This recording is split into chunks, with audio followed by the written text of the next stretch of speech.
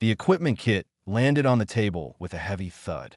47 tools, each one designed for a specific purpose, each one worth more than most people earned in a year. Daniel Reeves looked at the kit, then looked at the knife on his belt. He had carried that knife for 12 years. His father had carried it for 30 years before that. His grandfather had carried it for 40 years before that. He pushed the equipment kit aside. "Human Reeves, what are you doing?" The voice belonged to Chirik, a tall insectoid from the Molthery Collective. His compound eyes reflected the light of the briefing room in 1,000 tiny fragments. Regulations require full equipment utilization. That blade is primitive. It serves perhaps 3 functions at most. Daniel pulled the knife from its sheath. The blade was 15 centimeters of carbon steel, worn smooth by 3 generations of hands. "It serves every function I need." The other team members watched in silence. Softwind, a Peloran with delicate wings folded against her back, tilted her head with curiosity. Glasswater, a Creethian medic whose skin shifted colors with her emotions, turned a worried shade of blue. They were assembled on Survey Station Horizon 7, orbiting an uncharted jungle world called GX 1147. A research vessel had crashed in the jungle below. 3 scientists were trapped inside with failing life support. The team had 16 hours to reach them before their oxygen ran out. Chirik activated the holographic display. The jungle appeared before them, dense and hostile. The crash site is located in a valley with intense electromagnetic interference. Most electronic equipment will fail within the first hour of ground contact. Then why bring 47 tools that will not work? Daniel asked. Chirik's mandibles clicked with irritation. Because regulations require it. Because the tools may function intermittently. Because we do not rely on primitive methods when superior technology exists. Daniel sheathed his knife. Your superior technology is about to become dead weight. But suit yourself. The dropship launched an hour later. Daniel sat apart from the others, watching the jungle grow larger through the viewport. He had seen jungles before. He had survived in the Amazon for 3 weeks with nothing but a knife and his knowledge. He had tracked grizzlies in Alaska, climbed mountains in Nepal, crossed deserts in Australia. This jungle was alien, but jungles followed rules. Predators hunted prey. Water flowed downhill. Plants grew toward light. The rules were the same everywhere in the universe. Only the details changed. The dropship landed at the jungle's edge. The heat hit them immediately, thick and wet, pressing against their skin like a living thing. The air smelled of rot and growth, of life consuming life in an endless cycle. Softwind checked her terrain mapper. The screen flickered, then died. The interference is stronger than projected. I have lost navigation capability. Glasswater's medical scanner displayed only static. My diagnostic systems are non-functional. Chirik's laser cutter hummed to life, then sputtered and went dark. He tried again. Nothing. This is unacceptable. The equipment was rated for normal conditions, Daniel said. He was already studying the jungle ahead, reading the terrain the way his grandfather had taught him. These are not normal conditions. Now we adapt or we fail. They moved into the jungle. Within 20 minutes, they encountered their first obstacle, a wall of thorn trees with bark harder than steel. The thorns are the length of a human forearm, sharp enough to pierce standard body armor. Chirik tried his laser cutter again. It produced a weak beam for 3 seconds, then died completely. We must find another route. The cutter cannot penetrate this barrier. Daniel stepped forward. He examined the thorns, running his fingers along the wood, feeling for the grain. Every tree had a weakness. Every barrier had a gap. He found what he was looking for, a section where the bark was slightly softer, where the grain ran in a favorable direction. He drew his knife and began to CUT. IT was slow work. The blade bit into the wood, removing small pieces with each stroke. Daniel's arms burned with the effort. Sweat dripped down his face. But the knife did not fail. The knife did not need charging. The knife did not care about electromagnetic interference. 40 minutes later, he had carved a passage wide enough for the team to pass through. His hands were scratched and bleeding, but the path was clear. Softwind stared at the opening with wonder. The knife does not tire, does not require charging. Daniel wiped the blade clean on his pants. Blood smeared across the fabric, mixing with sap from the thorn trees. Neither do I. Not yet anyway. They pressed deeper into the jungle. Chirrut consulted his tactical display, but the screen showed only errors. He was forced to navigate by memory, by the position of the sun, by the direction of the wind. It was primitive. It was what Daniel had been doing his entire life. The team leader glanced at the human, then at the useless equipment on his belt. For the first time, doubt crept into his compound eyes. 16 hours remained. The survivors were waiting. And somewhere in Daniel's hand, a simple knife waited too, ready for whatever came next. 6 shadows moved through the undergrowth, and they were not friendly. Daniel spotted them first. His eyes had adjusted to the jungle's dim light, picking out shapes that the others missed. The creatures were 6-legged hunters with scales that glowed faintly in the darkness. They moved in perfect coordination, circling the team like wolves around wounded prey. "Predators," he said quietly. 6 of them. "They have been following us for 10 minutes. Chirrut reached for his sonic deterrent. The device produced a high-frequency sound that most predators found painful. It was standard equipment for hostile environments. The device clicked uselessly. "Dead, like everything else." "I have no countermeasures," Chirrut said. His mandibles clicked with stress. "We must retreat." "Retreat where?" Daniel was already scanning the terrain. "They are faster than us. They know this jungle. We do not." Softwind's wings trembled against her back. Glasswater's skin had turned a pale shade of yellow, the Creathian color of fear. The 3 scientists they were trying to save suddenly seemed very far away. Daniel found what he was looking for, a narrow gap between 2 massive trees, barely wide enough for one person to pass through. A choke point, a place where numbers meant nothing. "Follow me. Stay close. Do not run." He led them to the gap, moving with deliberate calm. Running triggered the chase instinct in predators. Walking told them that you were not prey, that you were something else, something that might fight back. The creatures followed, their glowing scales pulsing with each step. They were intelligent, Daniel realized. They were testing the team, looking for weakness, waiting for someone to panic. The choke point. Daniel stopped. He pulled his knife and began cutting branches from the trees, stripping them quickly, sharpening the ends into rough points. Within minutes, he had created a barrier of wooden stakes across the gap. "This will not stop them," Chirrut said. "It is not meant to stop them. It is meant to slow them down." Daniel positioned himself at the center of the gap, knife in hand. "And I will handle the rest." The alpha predator approached first. It was larger than the others, its scales glowing brighter, its movements more confident. It had killed before. It expected to kill again. Daniel did not move. He watched the creature, reading its body language, waiting for the moment of decision. The alpha lunged forward, testing his defenses. Daniel's knife flashed.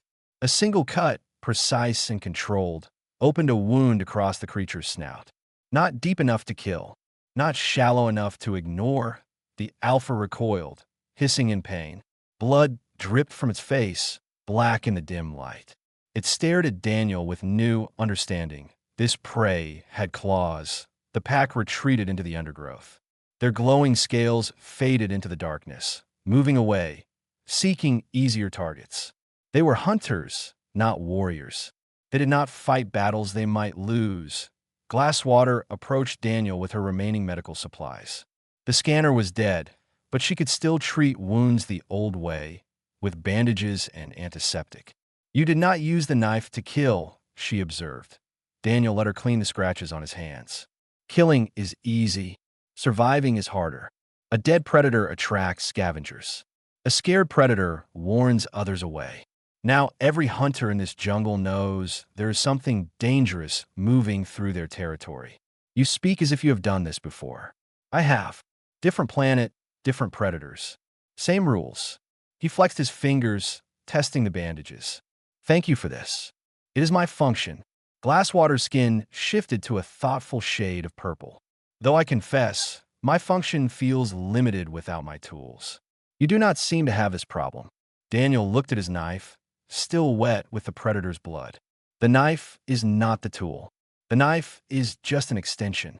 The real tool is up here. He tapped his temple. Everything else is just helping it along. Chirrut consulted his internal chronometer, one of the few systems that still functioned. We have lost 4 hours. The survivors have 12 hours of oxygen remaining. We must increase our pace. Then we increase our pace. Daniel cleaned his blade and returned it to its sheath. But we do it smart. We watch for signs of danger. We read the terrain. We do not stumble into another ambush. They moved deeper into the jungle. The path was difficult, blocked by fallen trees and thick vegetation, but Daniel found ways through. He read the jungle like a book, following animal trails, avoiding unstable ground, steering them toward their destination with nothing but observation and instinct. Behind him, Chirrut made a quiet inventory of their equipment. 31 tools had failed completely. The remaining 16 were unreliable at best. Only Daniel's knife worked perfectly, its edge still sharp, its purpose still clear. The team leader said nothing, but his compound eyes kept returning to the human, to the knife on his belt, to the calm confidence in his movements. Perhaps primitive was not the right word after all. The river appeared without warning, cutting across their path like a wound in the jungle floored. It was wide, fast-moving, and full of something alive. Shapes moved beneath the surface, long and sinuous, drawn to the electromagnetic signatures of the team's failing equipment. The water itself looked dark and cold, hiding depths that could swallow a person whole. Chirrut consulted his mental map. This was not in the survey data. The crash site is on the other side. We must cross. Soft wind extended one delicate wing toward the water. Immediately, several shapes rose toward the surface, attracted by her bioelectric field. She pulled back quickly. The creatures are responsive. They will attack anything that enters the water. The portable bridge, Daniel asked. Glasswater shook her head. Failed 6 hours ago. We have no crossing equipment. Daniel studied the river. He watched the current patterns, the way the water moved around rocks and fallen branches. He observed the creatures beneath the surface, noting how they responded to different stimuli. They were eel-like, primitive, driven by instinct rather than intelligence. They hunt by electromagnetic signature, he said. They sense the electrical fields that all living things produce. But some things produce more than others. He walked along the bank, searching for something specific. He found it near a large tree, a thick vine, green and flexible, hanging from the branches above. He tested it with his weight. Strong enough, Daniel drew his knife and began cutting. The vine came down in long sections, each one carefully selected for strength and flexibility. He tied them together, testing each knot, creating a rope longer than the river was wide. "What are you doing?" Chirrut asked. "Building a bridge." Daniel secured one end of the rope to a sturdy tree. "Watch the creatures. Tell me when they move away from the center." He removed his equipment belt, his canteen, anything that might produce an electromagnetic signature. Then he waded into the shallows, rope in hand. The creatures stirred. They sensed something entering their territory. But Daniel's body produced only the faintest electrical field, barely noticeable among the background noise of the jungle. They investigated, brushing past his legs like curious fish, then moved on to he crossed slowly, step by step, reading the current, keeping his movements smooth and deliberate. The water rose to his chest, then his neck. For a moment, he was completely submerged, holding the rope above his head, feeling the creatures brush past him in the darkness. Then he was on the other side, dripping wet but alive. He secured the rope to another tree and created a pulley system using more vines and a forked branch. It was crude, but it would work. One at a time, he called across. "Remove anything electronic. Move slowly. Do not panic."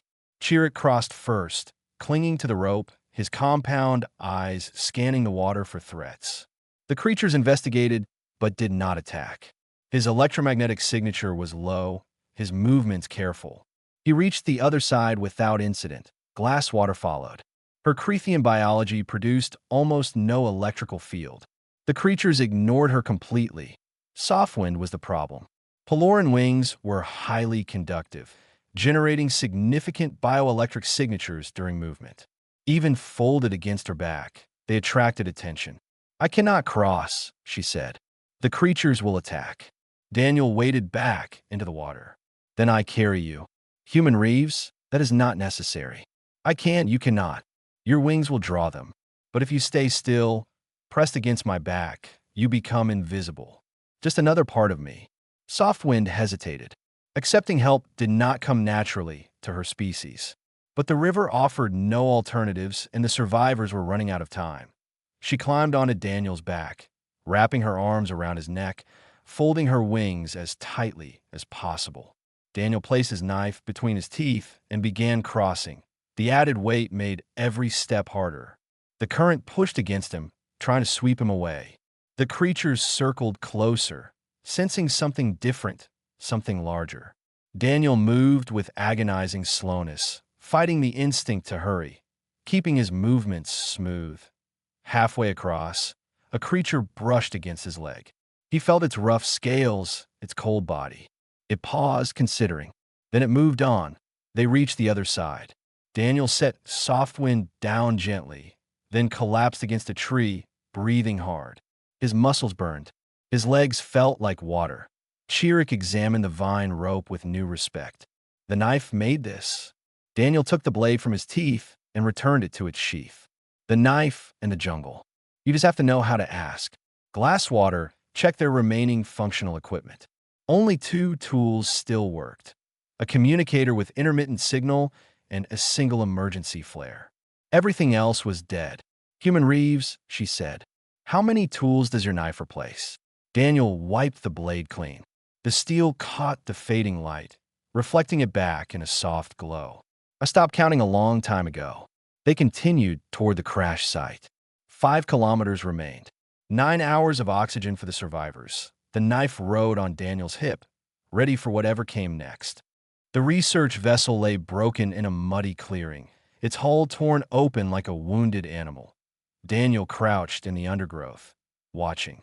The crash site was exactly where the survey data said it would be. But the data had not mentioned the creatures guarding it. 0.6 massive quadrupeds had claimed the wreckage as their territory. They were armored, each one the size of a ground transport, with thick plates covering their bodies and horns that could punch through steel. They moved around the wreck in slow patterns, grazing on the vegetation that had already begun to grow over the debris. "Territorial herbivores," Daniel said quietly. "They are not hunting. They are protecting their claim." Chirik's tactical analyzer was completely dead. He could not scan for weak points, could not calculate attack patterns, could not assess threat levels. "How do we proceed?" "We have no weapons capable of harming them." "We do not need weapons. We need patience." Daniel watched the creatures for an hour. He noted their behavior patterns, the way they moved, the hierarchy of their herd. The largest one, the dominant male, controlled access to the wreck. The others deferred to him, staying at the edges of the clearing. "I can get in," Daniel said, "but I need the team to stay here. If you move, they will see you. If they see you, they will charge." "Understand." Chirik wanted to argue. Regulations demanded team cohesion, shared risk, collective action. But regulations had failed them hours ago. Only the humans' methods seemed to work. "Proceed," he said. Daniel circled the clearing, moving through the undergrowth with the patience of a hunter. He approached from downwind, keeping the dominant male's scent between him and the herd. The creatures had poor eyesight but excellent smell.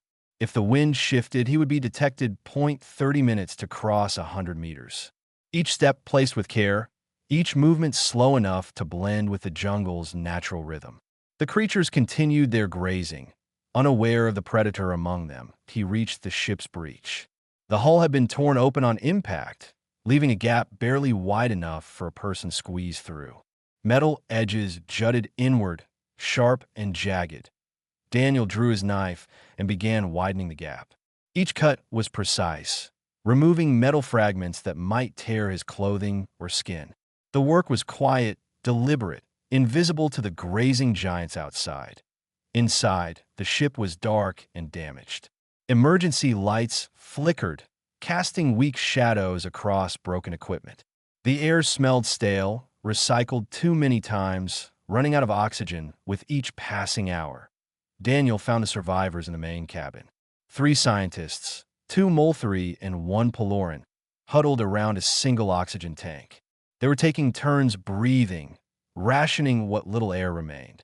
"Who are you?" one of the Molthri asked, his voice weak. "Rescue team. Can you walk?" "Barely. Our colleague has a broken leg. The others are dehydrated and exhausted." Daniel assessed the situation. 3 injured survivors, 6 armored creatures outside, a team waiting in the jungle, and a knife that had already done the impossible several times today that he got to work. Using hull panels and emergency blankets, he fashioned stretchers. The knife cut through fabric and bent metal alike, shaping materials into functional equipment. He created carrying handles from seat belt straps, support braces from broken pipes. The Peloran scientist watched him work. "You have no tools, just that blade." "This blade is the only tool I need." Daniel tested the stretcher's weight distribution. "Can you signal my team? There should be a reflective surface somewhere in this wreckage." They found a piece of polished metal. Daniel positioned it near the breach, angling it to catch the bioluminescent light from the jungle outside. He flashed a pattern toward where the team was hiding. 3 short, 3 long, 3 short. Universal distress signal that in the undergrowth. Chirrut saw the light. He understood. The extraction took 2 more hours.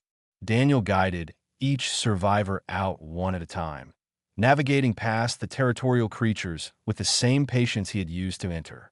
The armored giants remained oblivious, focused on their grazing, unconcerned with the small figures moving through their domain. The scientist with the broken leg was the hardest.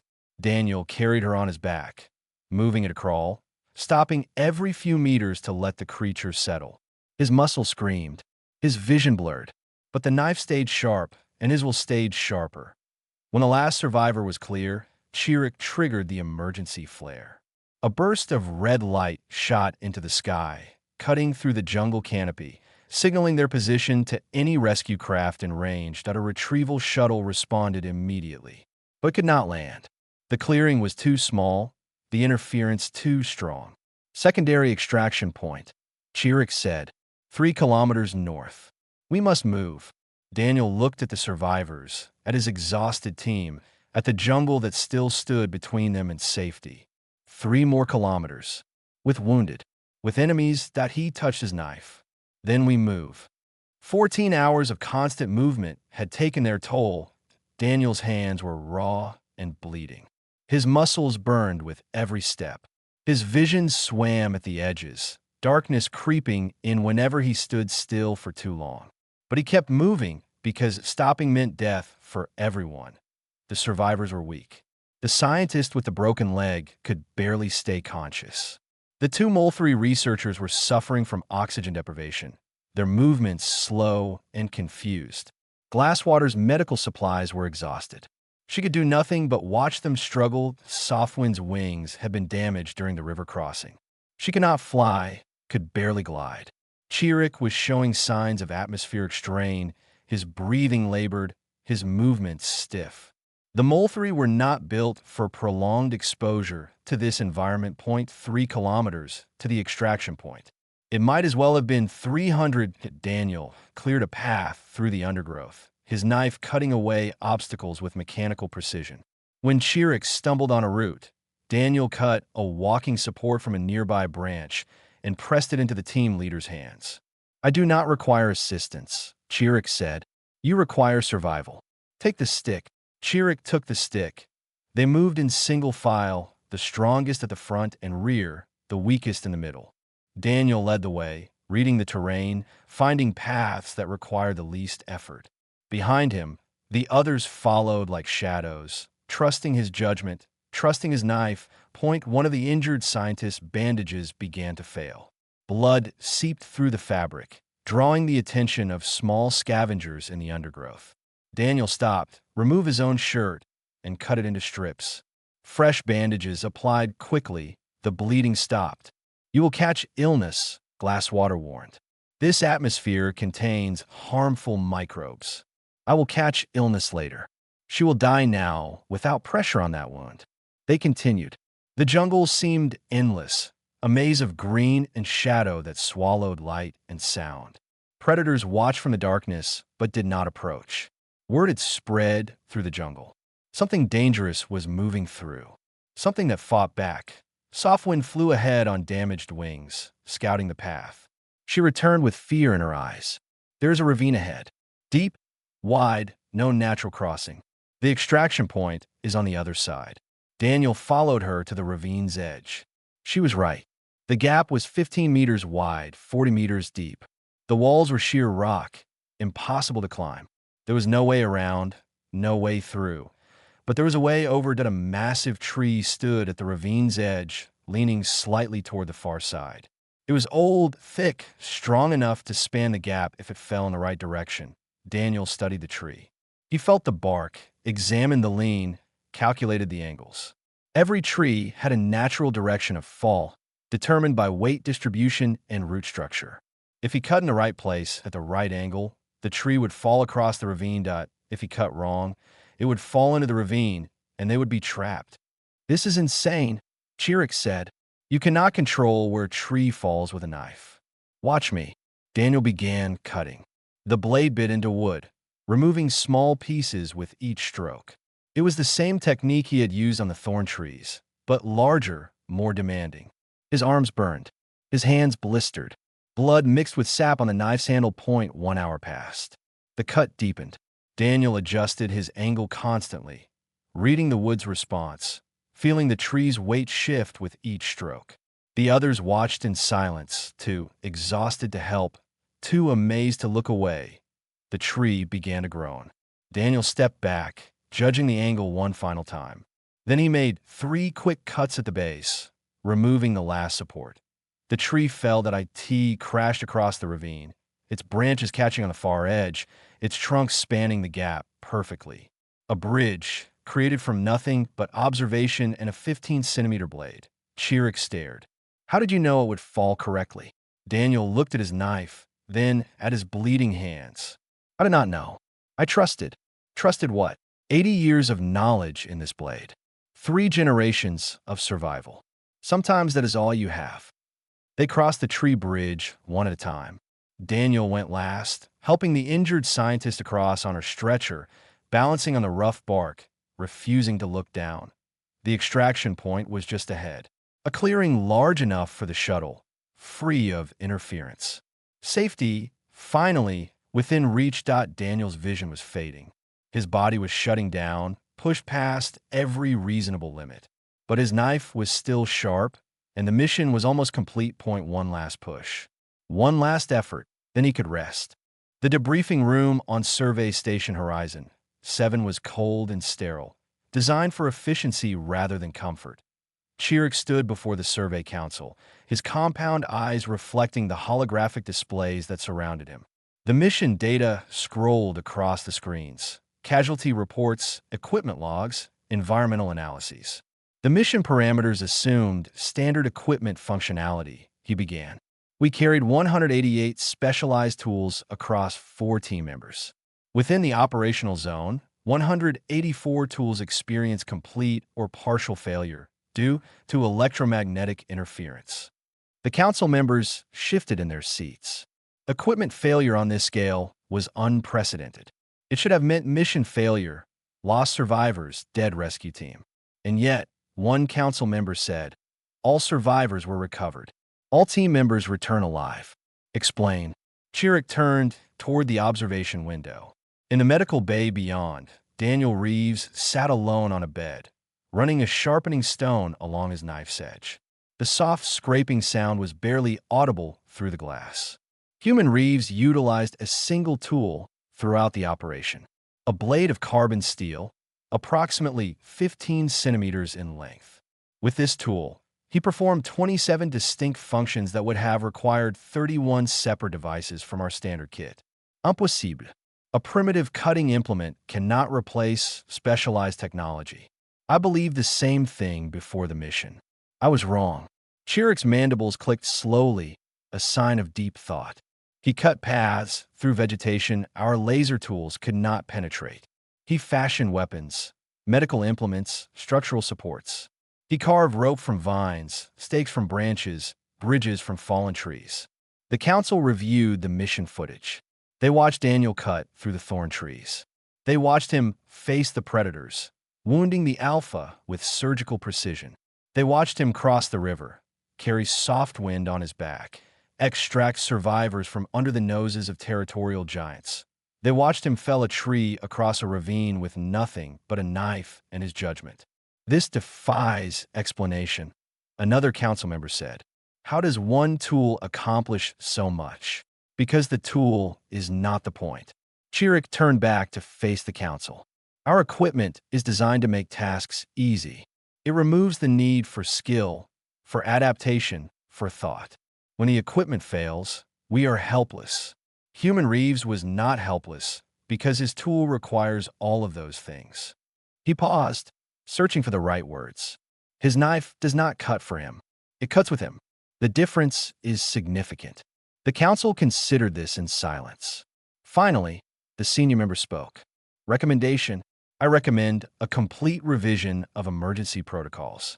Not to replace our equipment, but to supplement it. Every Survey Corps team should include at least one member trained in primitive tool utilization.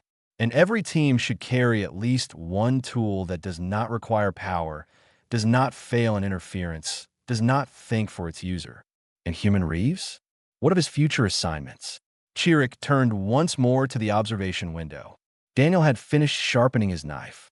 He held it up to the light, examining the edge, watching the steel catch the station's artificial sun. Then he slid it back into its worn leather sheath and closed his eyes. Human Reeves requires no additional training. He requires only what he already carries.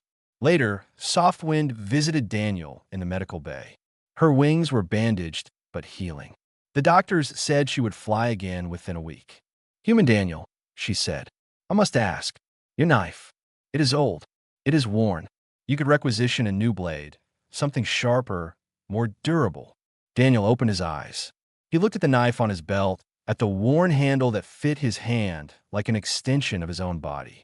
My grandfather carried this knife for 40 years. My father carried it for 30. I have had it for 12. 3 generations of hands on this handle. He touched the grip, feeling the grooves worn by his family's fingers. The sharpest blade is the one you know. The best tool is the one you trust. Softwind considered this. On Peller, we have a saying, wings remember the wind that shaped them. Daniel smiled. It was a tired smile, but genuine. Yeah, something like that. Somewhere in the station, the Survey Corps was already drafting new protocols. They were studying primitive tool integration, analyzing mission data, writing reports about the human who had done the impossible with nothing but a knife. But Daniel did not need their reports. He did not need their analysis. He did not need their 47 tools or their regulations or their superior technology. He just needed his knife, a good edge, and something worth doing. That had always been enough. He closed his eyes and slept, one hand resting on a sheath at his hip. The knife waited with him, patient as always, ready for whatever came next. 3 generations of knowledge. 15 centimeters of steel. One human enough.